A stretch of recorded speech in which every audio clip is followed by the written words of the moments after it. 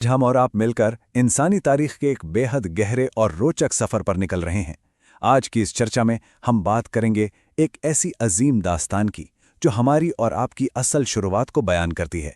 हजरत आदम और बीबी हव्वा की पैदाइश, शैतान का बड़ा अंकार, जन्नत की वो मशहूर आजमाइश और ज़मीन पर इंसानियत के पहले कदम, ये सब कैसे हुआ? ये कहानी सिर्फ तख्लीक की नहीं है, बल्कि लालच, पछतावे और तौफीक की एक ऐसी मास्टर क्लास है जिसमें आज के दौर के लिए भी बेहतरीन सबक छुपे हैं। तो चलिए बिना किसी देरी के इस कदीम और दिलचस्प एक्सप्लेनर के जरिए इंसानियत की असल शुरुआत को समझने की कोशिश करते हैं। अब सबसे पहले एक बेहद गहरा सवाल हमारे सामने आता है। क्या आपने कभी सोचा है कि इस दुनिया का सबसे पहला गुनाह आखिर किसने किया था और उसकी असल वजह क्या थी? खैर, इस एक सवाल का जवाब ना पूरी इंसानी तारीख और हमारे अंदर चलने वाली सही और गलत की कशमकश की बुनियाद रखता है। ये सिर्फ किसी की एक मामूली गलती की कहानी नहीं है दोस्तों, बल्कि ये इस बात का प्रतीक है कि इस कायनात में सही और गलत के रास्ते आखिर अलग कैसे हुए। ओके, तो चलिए कहानी की शुरुआत बिल्कुल वहां से करते हैं जब इंसान का वजूद था ही नहीं। इंसान के आने से पहले इस कायनात का एक कॉस्मिक हायरार्की यानी एक पूरा निजाम था। एक तरफ फरिश्ते थे जिन्हें अल्लाह ताला ने प्योर नूर यानी रोशनी से पैदा फरमाया था। इनकी फितरत में सिर्फ और सिर्फ इबादत और फरमाबरदारी थी। और दूसरी तरफ थे जिन, जिन्हें आग से पैदा किया गया था। ये दोनों ही मखलूक़ात ज़मीन पर हमारे और आपके आने से बहुत पहले से इस कायनात का हिस्सा थीं। और पता है, यही रोशनी और आग का फ़र्क आगे चलकर एक बहुत ही बड़े टकराव की वजह बनने वाला था। अब यहाँ एक बहुत ही दिलचस्प बात आती है। कायनात का निज़ाम चलाने के लिए 4 अजीम फरिश्तों को चुना गया था: हज़रत जिब्राईल, मिकाईल, इसराफील और इज़राइल। जब इंसान को बनाने के लिए ज़मीन से मिट्टी लाने का हुक्म दिया गया तो ज़मीन ने रोना शुरू कर दिया। उसने फरियाद की, क्योंकि वो जानती थी कि इस मिट्टी से बनने वाली मखलूक आगे चलकर आपस में लड़ेगी और गुनाह करेगी। जिब्राईल और मिकाईल तो ज़मीन की फरियाद सुनकर तरस खा गए और खाली हाथ लौट आए, लेकिन हज़रत इज़राइल ने ज़मीन की फरियाद पर अल्लाह के हुक्म को तरजीह दी और मिट्टी उठा लाए। उनकी इस मजबूत फरमाबरदारी के इनाम और एक भारी जिम्मेदारी के तौर पर उन्हें आगे चलकर रूह कब्ज़ करने का काम सौंपा गया। है ना हैरत की बात? तो मिट्टी तो आ गई, लेकिन हज़रत आदम का पुतला फौरन तय नहीं हो गया। ये एक लंबा सिलसिला था। उस मिट्टी को मक्का के करीब एक पहाड़ी पर रखा गया, जहां वो सालों तक बारिश की बूंदों से भीगती रही, धूप में सूखती रही। एक लंबे अरसे के बाद उस मिट्टी से हज़रत आदम का पुतला बनाया गया, जो जन्नत में एक अरसे तक बिना रूह के बिल्कुल बेजान पड़ा रहा।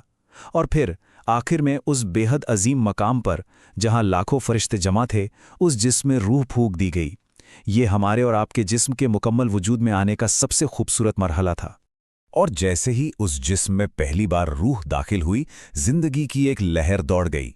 आंखें खुलीं और जिस्म में हरकत हुई। पता है सबसे खूबसूरत बात क्या है? जिंदगी की पहली सांस और पहली छींक आते ही इंसानियत की जुबान से जो सबसे पहला शब्द निकला वो था अल्हम्दुलिल्लाह, यानी सब तारीफें अल्लाह के लिए हैं। एक नए वजूद की इस शुक्रगुजार शुरुआत ने खालिक को बेहद खुश किया। उसके बाद खुदा ने हज़रत आदम को एक खूबसूरत तख्त पर बिठाया और वहां मौजूद तमाम फरिश्तों को एक आजमाइश दी। उन्हें हुक्म दिया गया कि वो इस नई मखलूक, इस मिट्टी के वजूद को सजदा करें। हुक्म मिलते ही करोड़ों फरिश्ते फौरन सजदे में गिर पड़े। हर तरफ इबादत और फरमाबरदारी का एक अजीम मंजर था। लेकिन उस लातादाद भीड़ में एक अकेली ऐसी शक्ल थी जो सजदे में नहीं झुकी, और वो था इब्लीस। तो पॉइंट ये है दोस्तों कि दुनिया का सबसे पहला गुनाह ना तो कोई चोरी था, ना किसी का कत्ल, बल्कि वो था तकब्बुर यानी अहंकार। जब उससे पूछा गया तो इब्लीस ने खड़े रहकर बड़े घमंड से जवाब दिया, आपने आदम को मिट्टी से बनाया और मुझे आग से। आग की फितरत तो ऊपर उठने की है और मिट्टी की नीचे गिरने की, इसलिए मैं इससे बेहतर हूं। खुद को आग का होने पर ऊपर समझने का ये घमंड ही दुनिया के पहले गुनाह की असल जड़ था। और इसी लम्हे फरिश्तों के दरमियान रहने वाला इब्लीस हमेशा हमेशा के लिए शैतान बन गया। खैर, इन सब कश्मकश के बाद जन्नत में हज़रत आदम के लिए सब कुछ मौजूद था, मगर फिर भी उनके दिल में एक अजीब सा अकेलापन था। इस कमी को पूरा करने के लिए अल्लाह ताला ने हज़रत आदम की बाईं पसली से बीबी हव्वा की तख्लीक की। पसली का चुनना किसी कमजोरी के निशानी नहीं था, बल्कि इस बात का बेहद खूबसूरत इशारा था कि औरत को दिल के करीब, मोहब्बत और पूरे एहतराम के साथ रखा जाए।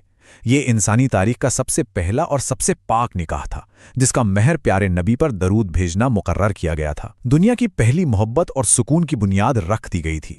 اب سوچئے، ان دونوں کو جنت میں رہنے اور گھومنے کی پوری آزادی تھی۔ وہ جو چاہتے کھا سکتے تھے، جہاں چاہتے جا سکتے تھے، لیکن صرف ایک چھوٹی سی پابندی تھی، صرف ایک رول۔ انہیں ایک درخت جو گندم یعنی گیہوں کا درخت تھا، اس کے قریب جانے سے منع کیا گیا تھا۔ بس یہی ایک رول تھا جس نے آگے چل کر دشمن کی سازش اور انسانیت کی سب سے بڑی آزمائش کا راستہ کھول دیا۔ ادھر شیطان، جو اپنے تکبر کی وجہ سے جنت سے نکالا جا چکا تھا، بدلے کی آگ میں جل رہا تھا۔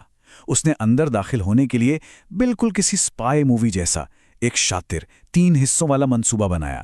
پہلے اس نے جنت کے دروازے پر بیٹھے مور یعنی پیکاک کو بہکایا کہ وہ اسے اندر لے جائے۔ مور نے اسے ایک سانپ کے پاس بھیج دیا۔ پھر شیطان نے اس سانپ کو اپنی باتوں میں پھنسایا اور سانپ نے اپنا منہ کھولا، جس میں بیٹھ کر شیطان دربانوں کو دھوکہ دے کر جنت کے اندر داخل ہو گیا۔ یہ انفلٹریشن کی واقعی سب سے مکار چال تھی۔ اندر آتے ہی شیطان نے رونے اور سسکاریاں لینے کا ناٹک شروع کر دیا۔ جب بی بی ہوا نے اس رونے کی وجہ پوچھی تو اس نے منو ویگیانک دھوکے کا استعمال کرتے ہوئے اپنا سب سے خطرناک جھوٹ بولا۔ اس نے کہا، اگر تم نے اس درخت کا پھل نہیں کھایا تو تمہیں اور ایڈم کو جنت سے نکال دیا جائے گا۔ اور یہاں اس کا ماسٹر سٹروک کیا تھا؟ اس نے اللہ کے نام کی جھوٹی قسم کھا لی۔ اس پاک قسم نے بی بی ہوا کے دل میں موجود تھوڑی بہت جھجک کو بھی پوری طرح پگھلا دیا، اور آخرکار انہوں نے گندم کا وہ منع کیا ہوا پھل کھا لیا۔ اور پھل کھاتے ہی سب کچھ بدل گیا۔ ان کے گناہ کا اثر فوراً ظاہر ہونے لگا۔ ان کے جسموں پر موجود جنت کے وہ نورانی اور پاک کپڑے اچانک غائب ہو گئے۔ وہ جو لازم خوشبو تھی وہ چلی گئی۔ آنکھوں میں صرف شرم اور ڈر چھا گیا۔ خدائی حکم کی اس نافرمانی کا سیدھا نتیجہ یہ ہوا کہ ان دونوں کو فوراً جنت سے بے دخل کر دیا گیا اور زمین پر بھیج دیا گیا، ایک ایسے نئے سفر پر جہاں نہ کوئی آسرا تھا، نہ جنت جیسی کوئی آسانی۔ زمین پر آنے کے بعد حالات اور بھی مشکل ہو گئے۔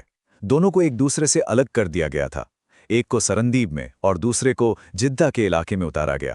آس پاس کا ماحول بالکل انجان، بھوک اور پیاس کی شدت، اور سب سے بڑا درد، خدا کی ناراضگی کا درد۔ لیکن یہیں پر انسانیت نے اپنا سب سے بڑا روحانی ہتھیار استعمال کیا، اور وہ ہے توبہ۔ توبہ کا مطلب بس سوری بولنا نہیں ہے، اس کا مطلب ہے سچے دل سے پچھتاوا اور معافی کی پکار۔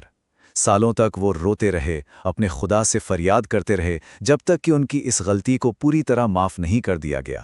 اور یہ پورا واقعہ ہمیں ایک بہت ہی بہترین لیسن دیتا ہے۔ اصلی فرق گناہ کرنے میں نہیں ہے دوستوں، بلکہ گناہ کے بعد ہمارا ریاکشن کیسا ہوتا ہے اس میں ہے۔ دیکھیے، ابلیس نے غلطی کی، پر اس نے اپنے تکبر کو چنا، جس کا نتیجہ ہمیشہ کی غلط نکلا۔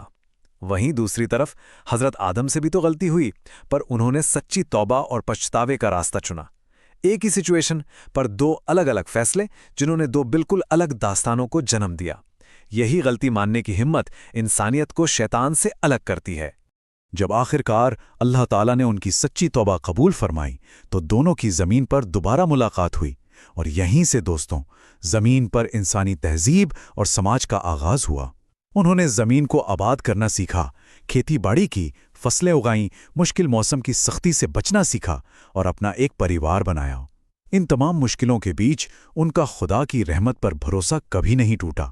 یہ شروعات واقعی اس بات کی مثال ہے کہ غلطی کرنے کے بعد سچی نیت سے دوبارہ اٹھ کھڑے ہونے کی طاقت ہم سب کے اندر ہے۔ تو چلیے آج کے اس ایکسپلینر کو ایک بے حد گہرے اور ہم سب کو سوچنے پہ مجبور کر دینے والے سوال کے ساتھ ختم کرتے ہیں۔ شیطان نے اپنے لیے اہنکار کا راستہ چنا، اور ہمارے پہلے وجود حضرت آدم نے سچی توفیق اور پچھتاوے کا۔ آج اپنی روزمرہ کی زندگی میں ہر چھوٹی بڑی آزمائش میں ہم اور آپ کس راستے پر چل رہے ہیں؟ کہ ہم ایگو اور گھمنڈ کو چن رہے ہیں یا غلطی ماننے کی ہمت رکھتے ہیں؟ اس پرانی اور عظیم داستان کے سبق کو اپنی زندگیوں میں ضرور تلاش کیجیے۔ آج کے اس دلچسپ سفر میں ہمارے ساتھ جڑے رہنے کے لیے آپ سب کا بہت بہت شکریہ۔